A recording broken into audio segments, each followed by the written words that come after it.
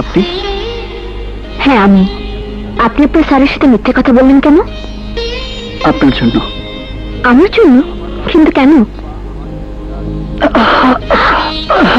It's okay. আমার বাবা আমাকে তার শিষ্য বানাতে চেয়েছিলেন, গান শেখাতে অনেক চেষ্টাও করেছিলেন, কিন্তু কণ্ঠের চেয়ে গায়ের জোর বেশি বলে আমাকে শেষ পর্যন্ত পুলিশ ফোর্সে ভর্তি করে দেন। তারপর এখানে যত ছাত্রছাত্রী এসেছে সবাই সঙ্গীতকে শখ, হবি হিসেবে দেখেছে। কিন্তু আপনি এখানে আসার পর আমার বাবা আপনার মাঝে তার সত্যিকার শিষ্য হওয়ার যোগ্যতা দেখতে পেয়েছেন। আপনি একদিন বিখ্যাত হবেন, তার নাম আপনার মাঝে বেঁচে থাকবে, এই স্বপ্নে উনি এখনো বিভোর।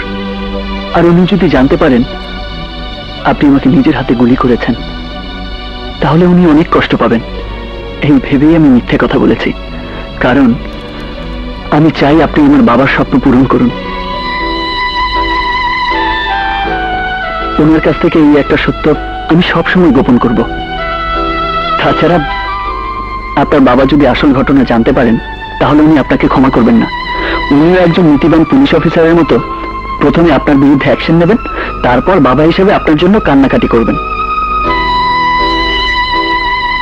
তাছাড়া যা হয়েছে তার পুরোটাই একটা দুর্ঘটনা, আপনি তো জেনে বোঝা কিছু করেননি।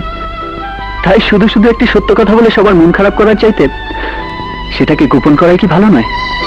আমার বাবা আমাকে একদিন একটা কথা বলেছেন, আত্মীয় স্বজন পায় মানুষ জন্মসূত্রে, আর সত্যিকারের বন্ধু নাকি খুঁজে নিতে হয় মানুষকে। আর ভালো লোকের সাথে নাকি বন্ধুত্ব করা উচিত।